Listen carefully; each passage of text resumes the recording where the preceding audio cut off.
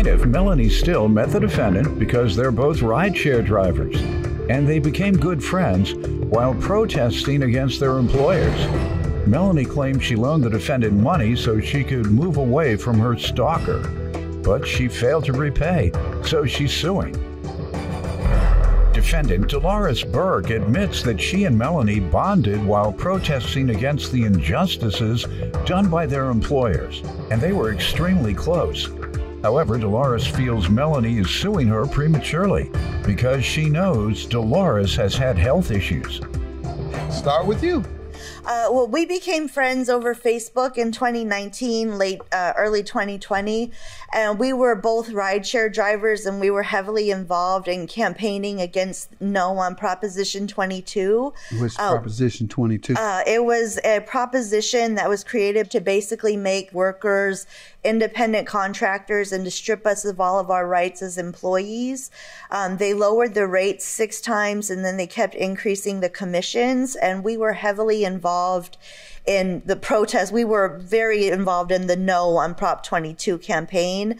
We became really good friends, and I eventually learned that she is from Hawaii, and as a teenager, I lived in Hawaii, and I endured severe racism in high school. There were 2,000 Asian Pacific Island kids, 10 white kids, and 3 African American.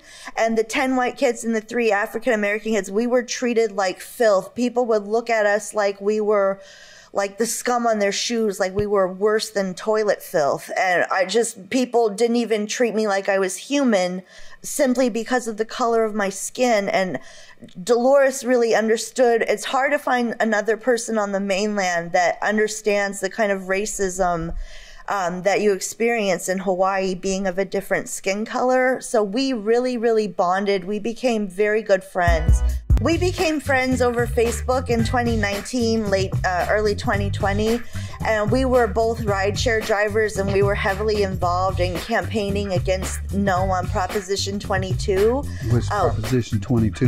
It was a proposition that was created to basically make workers independent contractors and to strip us of all of our rights as employees. Defendant Dolores Burke is being sued by her former friend, who claims she loaned Dolores money so she could move away from her stalker.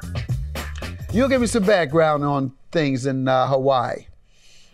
Oh, well, when you were growing up there, when you lived there. I lived there for 18 years, and I actually really enjoyed it there because there wasn't any crime, and it was...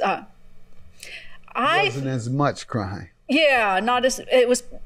Because they do have a police. They had a little bit of property crime. They do have a police department. Yes, they do. There's crime. Yeah, but it was mostly property. I don't think there's anywhere in the universe you can go where there's not crime. Even the Martians are up there doing wrong. Okay. Your experience was great. And typically, like you said, you're in high school. I was in high school. She was a grown-up. The people who think that as adults, they just don't tell you. Yes. Go ahead.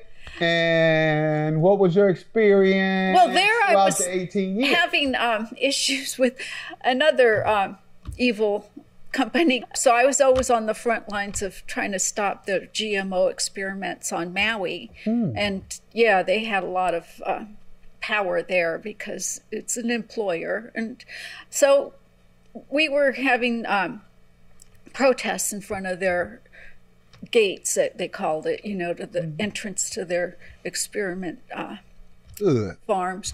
And when I came here, it was very moving to meet Melanie because besides both having rideshare experience, we saw the injustices.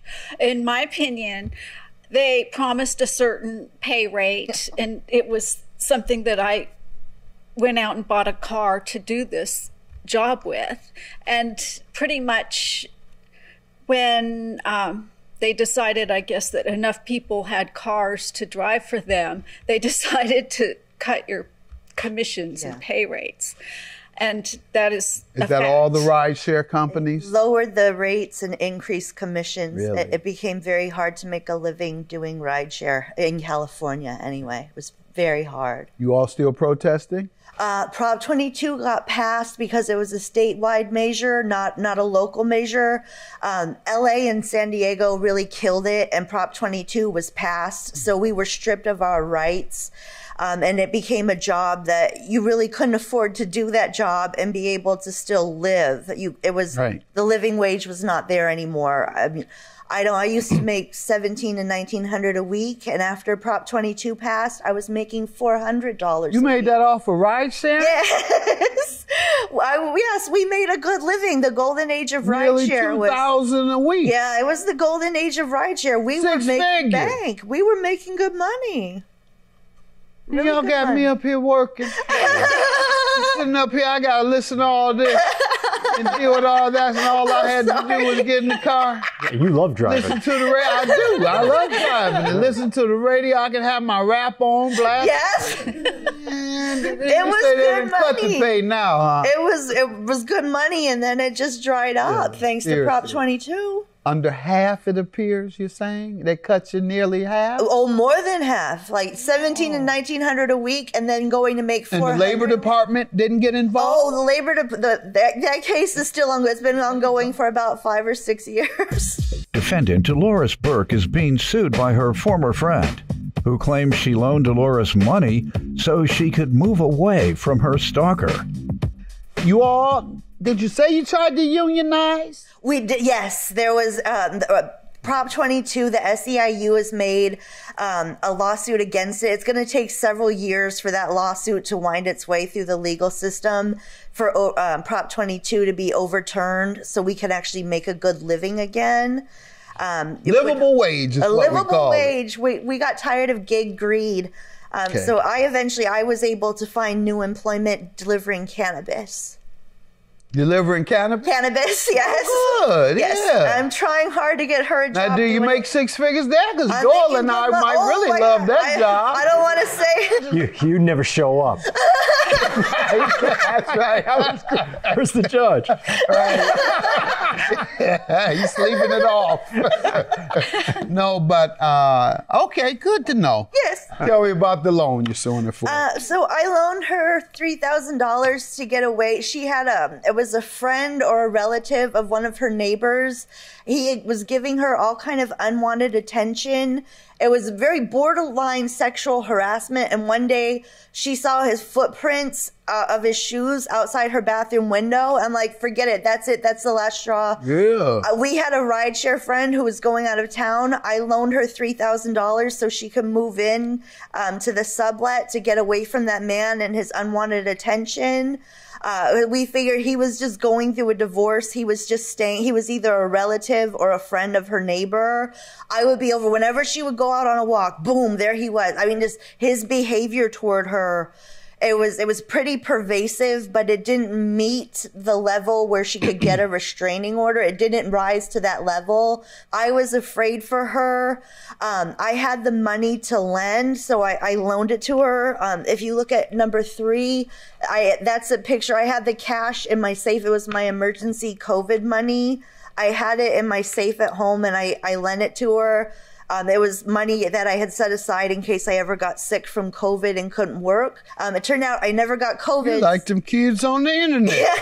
So I loaned her. Flashing all their money. All their bankroll. Stretching out on the internet. That was the only way to show because it was in my safe at home. They're all hundreds, right? Yeah, hundreds and mostly 20s. That's how they do it. Yeah. But the kids they put 100 on top. A bunch of fake money underneath. Yeah. That's the difference. That's great. Well, mine's mostly 20s, but I loaned her the money to get away from that neighbor because the situation was escalating. When was she to repay? We made an agreement. I told her because she also had skin cancer on her face and she had to get tubes in her eyes. So I said, repay me when you're able. She did pay me back in December. She paid me back $400. And then I haven't got a payment since. And we had made a pact when I gave her the money that this loan would not destroy our friendship. It's been nearly a year. We have too much in common. I just didn't want it to destroy our friendship. Ma'am, what do you say to this? It's been nearly a year. I do agree that I owe her the money. I just feel like she's suing me prematurely because I did have some major health issues and I couldn't really work with the public for a bit.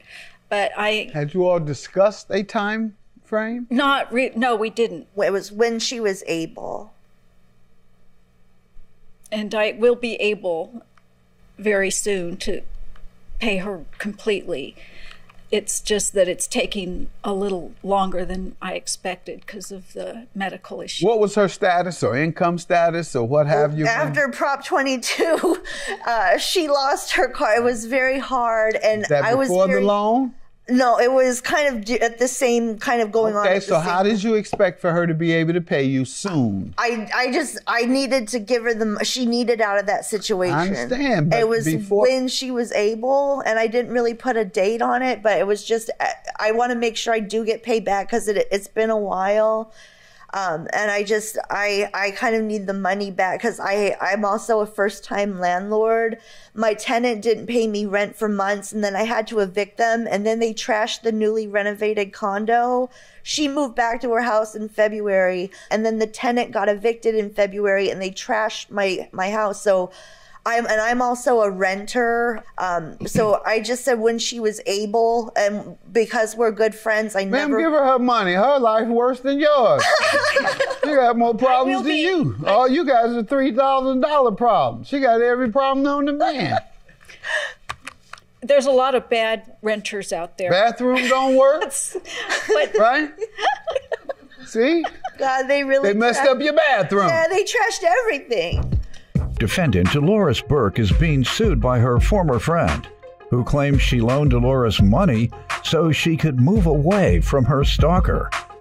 Only issue I'm going to bring to mind is, and that's why I asked you what her status was economically or work-wise when she borrowed the money, because it's based on an expectation, your repayment. Certainly you have to understand that it's going to take longer than it would have if she just lost half her income. Beyond 8, 12 months, if there's no timeline, then yes, it's time to take them to court. You have an expectation of how you're going to get it out. Just pay me when you can. If you get to pay me when you can, you end up here. Good luck to you. Judging for the plaintiff. Have a good day.